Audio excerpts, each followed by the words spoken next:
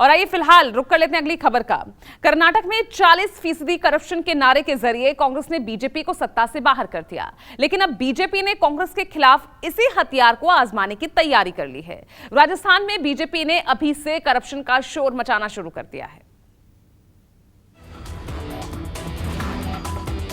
राजस्थान में अपनी सत्ता बरकरार रखने की खातिर जहां अशोक गहलोत सामाजिक सुरक्षा पेंशन, ओल्ड पेंशन स्कीम की बहाली, 500 रुपए में गैस सिलेंडर जैसी योजनाओं के प्रचार प्रसार में मशगूल हैं, तो वहीं बीजेपी ने कर्नाटक से सबक लेते हुए राजस्थान में सत्ता परिवर्तन के लिए भ्रष्टाचार को मुद्दा बनाने की ठान ली है। कर्नाटक में कांग्रेस ने बीजेपी सरकार के खिलाफ सबसे बड़ा मुद्दा भ्रष्टाचार को बनाया था।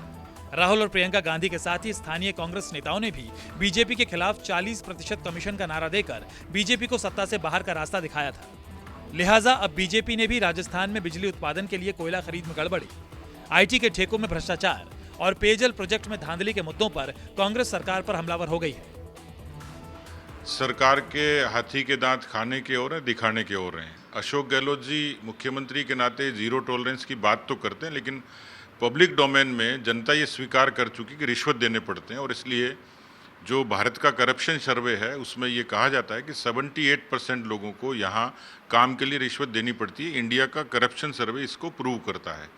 दूसरा एक संस्था है ट्रांसपेरेंसी इंटरनेशनल, वो भी इस बात को पुख्ता करती है कि राजस्थान इस समय जो उच्च भ्रष्टतम राज्य हैं उनमें से शुमार है। राजस्थान में लगभग पिछले कई अरसे से 1500 से भी ज़्यादा ऐसे मामले हैं जो सीधे सीधे भ्रष्टाचार से जुड़े हुए हैं। 500 एवरेज मामले प्रति वर्ष होते हैं। तो ऐसी स्थिति में मुझे लगता है कि करप्शन राजस्थान में एक बड़ा मुद्दा है। और बदली हुई रणनीति के तहत राजस्थान बीजेपी की ओर से पार्टी के राज्यसभा सांसद किरोड़ी लाल मीणा पिछले 3 दिनों में 2 बार ईडी दफ्तर में जाकर दस्तावेजों के साथ शिकायत दर्ज करा चुके हैं।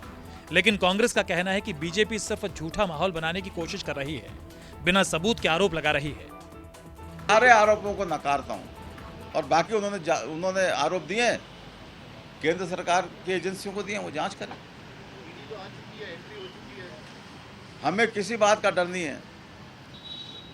हमें हमारा किसी भी एजेंसी के प्रति कोई पूर्वाग्रह भी नहीं है। हम तो ये चाहते हैं कि जो भी एजेंसी यहाँ पे आवे निष्पक्ष होकर काम करे, प्रेशर में काम नहीं करे। हो ये रहा है कि केंद्र सरकार के प्रेशर में सारी एजेंसियां आ रही हैं और उनके दबाव में काम कर रही हैं। अब सबकी नजरें 13 तारीख पर टिकी है, जब बीजेपी भ्रष्टाचार के मुद्दे पर सचिवालय का घेराव करेगी। हालांकि विधायकों के खिलाफ क्षेत्र की जनता में नाराजगी तो दिख रही है, लेकिन बीजेपी के पास फिलहाल गहलोत सरकार के खिलाफ कोई बड़ा मुद्दा नहीं है। KJ Srivatsan, Jaipur, news 24।